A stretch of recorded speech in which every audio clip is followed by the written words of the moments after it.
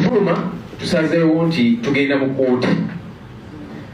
mu kooti okuwakanya amateeka gano agaleeteddwa mu bumenyi bw'amateeka awatabadde consultations n'ebirala, era ne kooti nayo tugigamba nti kooti ensukkulumu yawa ekiragiro ekyo kifuuliddwa. Kooti mugenda kutuulawo mutunule butuuzi, temujja kwerwanako, katusuubire kooti ejja kwerwanako. Weewaawo tukimanyi nti waliwo abantu ab'enjawulo, NGOs n'abantu abalala ebitongole eb'enjawulo nabo abalaze nti bayinza okwagala okugenda mu kooti, nabo tujja kukwatagana nabo, era ensonga eno wamu nabo bonna abaagala okugenda mu kooti tukwatagane nabo, tugende mu kooti ku nsonga zino. Mwebale nnyo.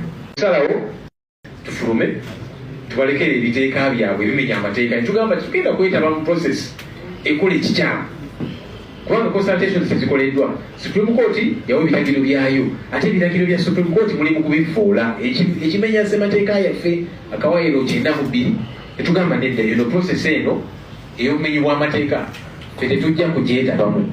Oba oliawo singa waakiri bateekawo process yaba ne babebuuzaako kugamba ne bagezaako okulaga nti kale newankubadde tetukkaanya nammwe naye ndowooza zammwe mukireete, ekyo tebakikola, kwe kufuluma.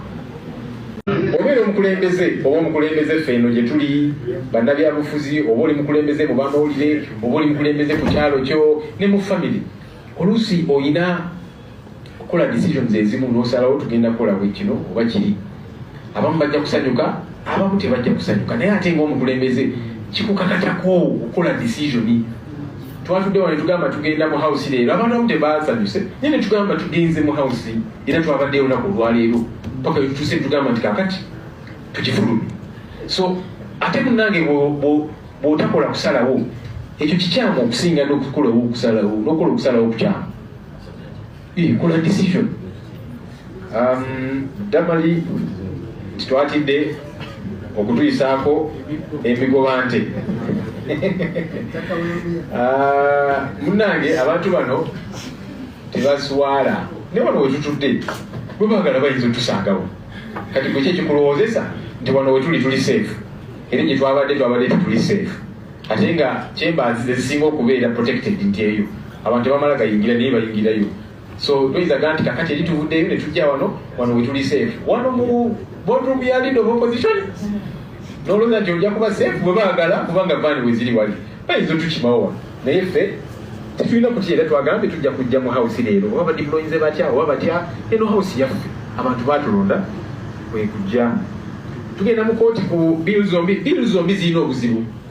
Bills zombi twabaddewo kwebuuza ku bantu ab'enjawulo okumala ng'etteeka bwe ligamba. Of course bill emu yate ekyamu nnyo kubanga yeekuusa ku bulamu bw'abantu. Eno eya UPDF eyo yo yakufana kuwona abantu babawamba bali eyo makomera bamachete bakalanzi baani bagenda myaka 5 bali eyo, emisango tegyatandika, bali eyo kugamba eno yo of course baddeko nnyo ebbugumu kubanga yo ekwata ku bulamu bw'abantu. Naye nga of course nga bwe ngambe tugenda kuwayamuko ne bannaffe abalala abatuulidde bagamba nti nabo baagala genda mu kooti nga ffe tumuvinga awamu tubeere ne kyetuyita joint suit. Ekisembayo kisitu, yes, lwaki twakyusiza ensalawo yaffe,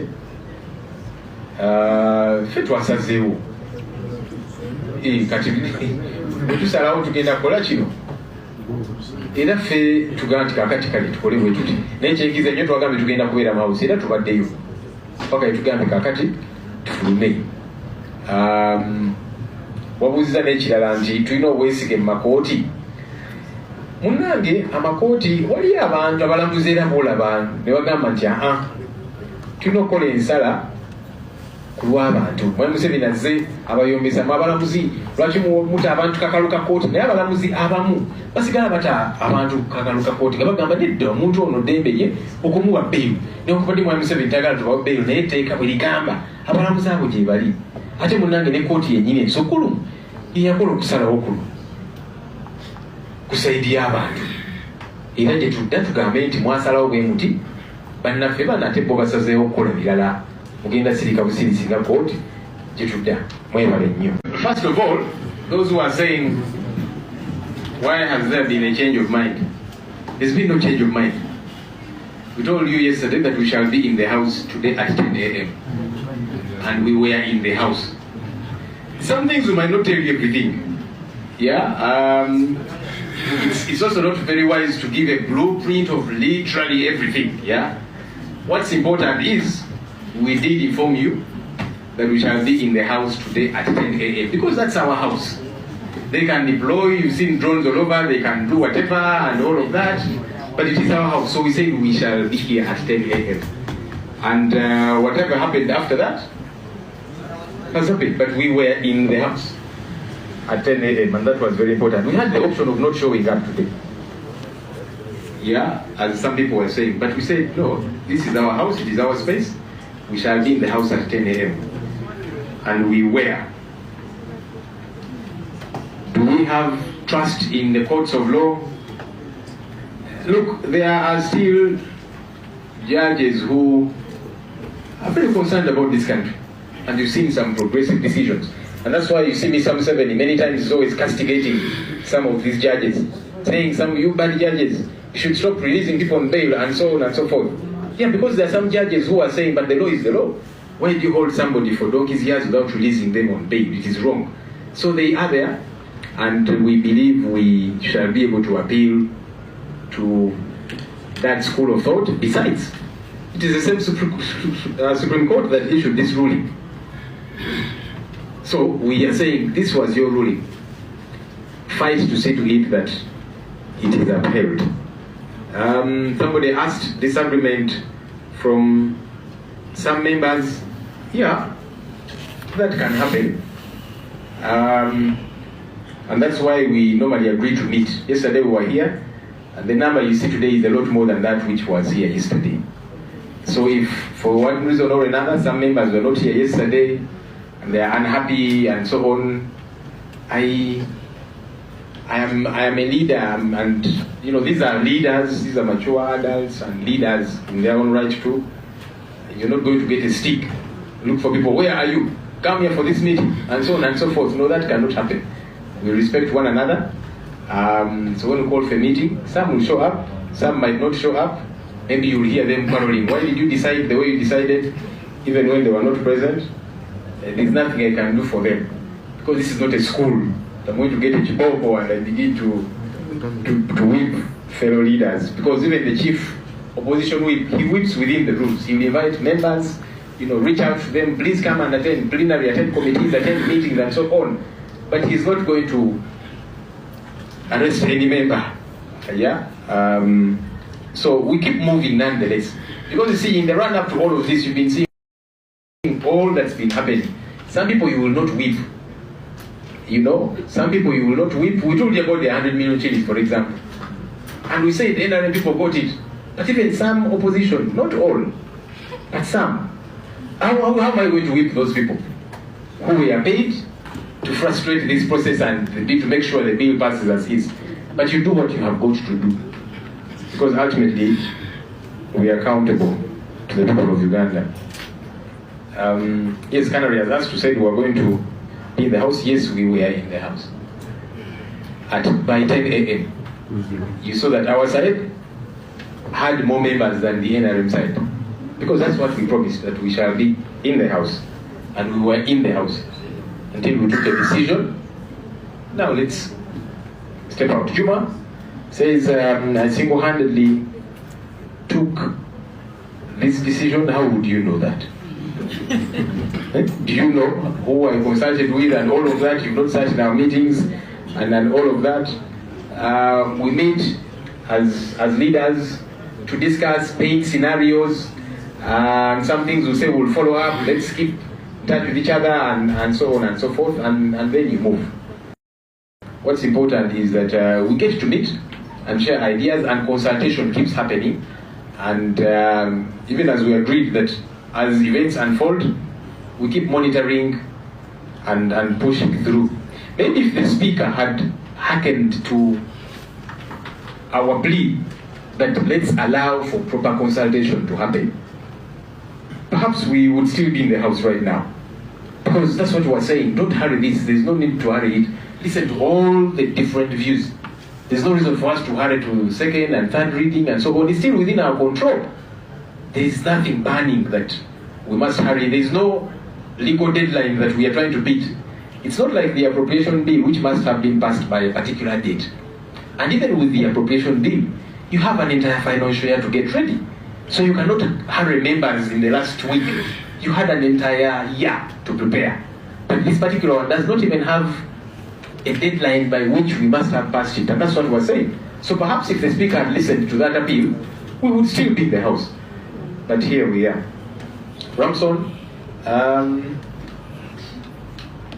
minority meant to be from the major. By the way, the minority actually included the issues of no consultation and all of that. So some issues were really expected. Also the breakage of Article 92 of the Constitution, which we have been talking about all this while. All those were captured.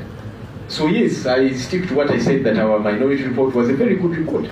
And I am very hard-pressed, together with my colleagues, for us to sit here and participate in a sham process. And I'm calling it a sham process because it is pretentious. When you bring a bill here, you should give it time for people to have their input. But you are saying, we don't want your input, we're going to pass the bill as is. That's why, Honorable Speaker, you did not rein in on the committee to give adequate time to the stakeholders. That means this is pretentious, this is a sham for these two bills, the EPDF Amendment Bill and the Political Parties Amendment Bill. So, Honorable Speaker, myself, together with my colleagues, we are hard-pressed to participate in this sham process. So we shall leave you here to participate in your sham process, to process your bill, pretending that you are getting the input of the people of Uganda and you're not.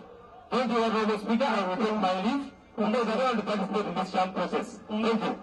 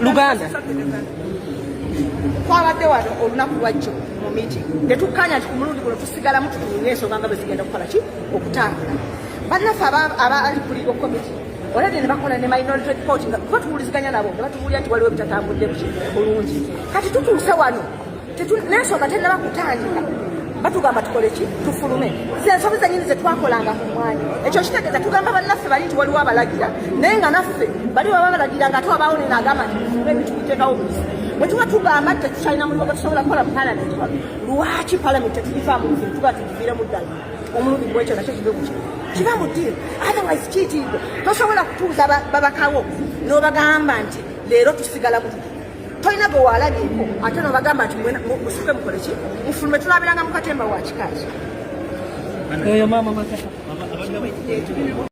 waffe Edi Muto bamuleta mu court at the same time bataddeyo sitting kati ffe tubeereri nga tulolo baliddeku ne weebuuze kati ndolo balirewa kubali mu parliament oba ku muganda waffe Edi Muto ababaka bonna olw'okuba nti bagambye nti ababaka bagenda kuleeta eryetteeka mwandibadde mweyiwa ku court gye baleeta muganda waffe eyo gye mwandibadde mweyiwa ne mugaffe tetujja kubeera mu ebyo tuzze kulaba munnaffe omusajja yamukuba ne bamukubya amasannyalaze musajja naga ali mu basement amuyigiriza lunyankole enkya bamuleeta mu court nga muli mu parliament mugenda kuteekawo mbeera ki eyandibadde esinga ng'amawulire gonna gali ku muganda waffe ababaka baaganye ogenda mu parliament bagenze kulaba muganda waffe bamuleeta mu court bamukuba musajja omukulu gomanyo ebintu byayitamu eri munda nga gwosiba bukoti mbogeze mu parliament kuwakanya teka nga mu mwalimu wakanyiza teka ki nga government erina mu interest ne bitakola muve mu byekidikuzi mubere serious mubereri bagay ebintu byonna bitunulire parliament nga muganda ffe bamuleta mu nkukutu bamukubako bamufudde ekitagasa